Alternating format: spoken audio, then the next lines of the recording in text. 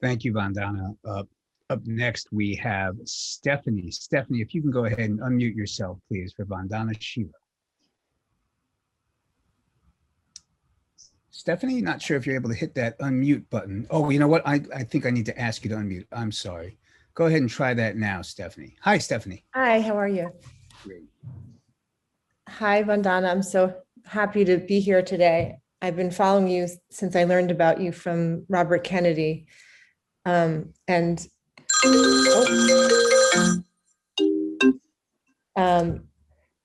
you so much for all of your unbelievably courageous and enlightening work. I firsthand understand the glyphosate issue, and I've been an avid nutrition and health person trying to raise my family healthy. My son had glyphosate attached to one of his reproductive genes, which had to be ridded. My doctor had to give several IVs to get this out of his system. So I've tried locally to go to my school and change the food in the school. And I try to educate my friends about Bill Gates and send them your lectures. And I have to say, it's not easy to convince people. People are not, they don't believe that Bill Gates is doing what he's doing. They think most people, educated people, believe he's a philanthropist. And so my question to you really is, how can I begin to truly make a difference in my small community? How do I get this whole message across where people are going to believe me, where we can make changes? Maybe we can, convince schools to have gardens, which they resist. It's so hard to get through the system and actually make a difference. And for years of trying, it's not been easy. So how would you suggest I start? Well, start by not trying to convince those who don't want to be convinced. Sadly, those who've been groomed longest in the fragmented mind of separation and the individualism, because the individualism got them privilege and an atomistic idea of the world, they are the ones who are most vulnerable to the propaganda machine, because the propaganda machine is feeding those illusions of separation, of atomization, of you are an individual. What we need to nourish are ideas of non-separation, of interconnectedness, of community. So look for anyone who will join hands with you to create a garden. Now, I could have spent all my life exhausting myself, trying to convince people what was wrong with the Green Revolution. I decided to go to the marginal and small peasant who was already feeling the pinch and say, we can do it differently, and work with them to do it differently. So don't work with the privileged believers of propaganda. Work with those who, through their life experience, have been excluded from the system of privilege and are looking for a way that they can have food and health. Thank you, Vandana. Up next, we have Julie. Julie, if you would go ahead and unmute yourself. Thank you. Thank you. Vandana, what a blessing to speak with you. We have a worldwide problem with our children's brain development. The world needs our children to be able to learn and become productive citizens, but from my brain-based research on preschool academic readiness, we've identified delayed development of the brain of our children. And this delayed development does not prepare a child to learn to read, as the two eyes cannot converge to see one image at the reading distance. So they drop out of school, they become juvenile delinquents. We have we have prison problems. This affects the male brain 9 out of 10 times more in our learning population.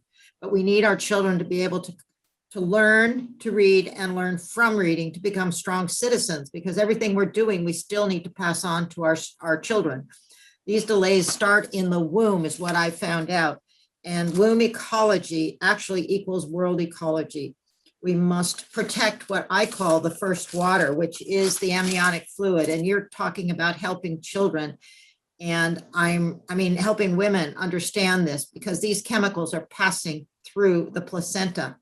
So thank you for working with women, and we need to educate them that we have to protect our children's brain development starting in the womb with good food and a healthy environment. So thank you, and whatever you'd like to add to that so we can make the world a better place and a literate world.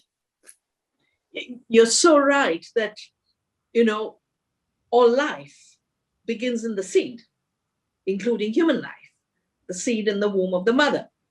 And then in that relationship, in that semiotic relationship, is the nourishing. And just as like the gut is being attacked by these poisons, the womb is being attacked, and the baby in the womb is being attacked.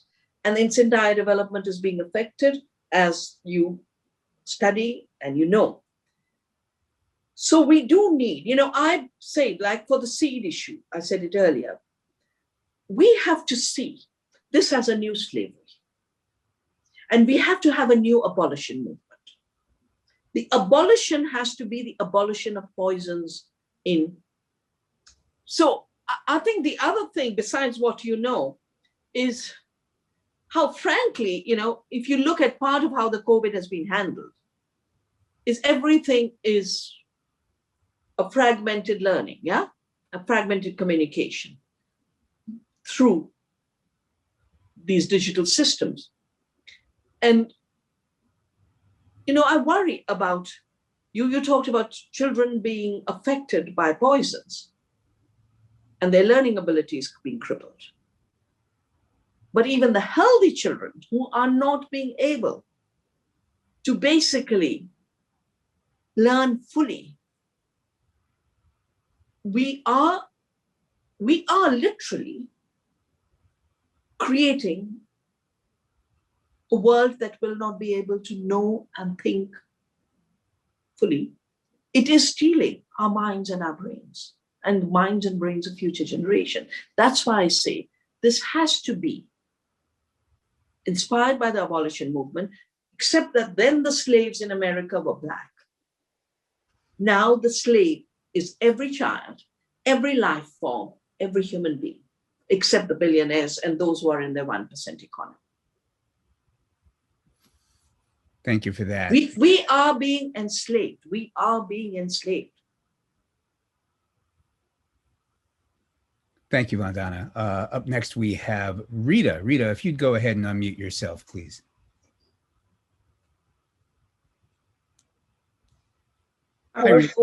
Powerful insight, Dr. Shiva. And I'm so thankful for Steve for introducing us through the real truth about health in Long Island. Several years ago, we met. A question for you is that how are farmers affected in India during this COVID-19 situation? Well, the farmers are actually coming out much healthier than the people in the cities. But because during COVID,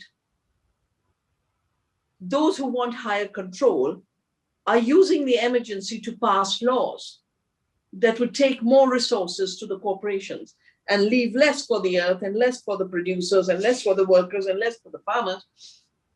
We've now had about 4 months of farmers' protests. And interestingly, they are sitting outside Delhi, and you don't hear of these as COVID centers. But, they're there, they lived through the winter, through hailstorms. They're now living through the heat at 48 degrees.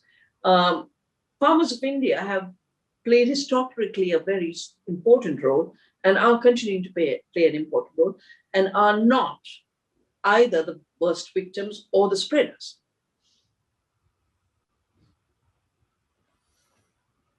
Thank you, Vandana. Up next, we have Michelle. Michelle, if you can go ahead and unmute yourself. Thank you. Hi, Dr. Shiva. Thank you so much for everything that you're sharing with us. And I've been following you for a number of years. I'm involved in the holistic nutrition industry, but I'm also involved in the tea industry. And when I purchase, I try to focus as much as possible on small farmers and don't purchase through the colonial system. But what worries me every time I listen to you talk about the larger scope of agriculture globally, the soil degradation, what role does tea agriculture play in the broader scheme of things? Well, the two parts of India where tea is grown is the northeast and a bit in the Nilgiris.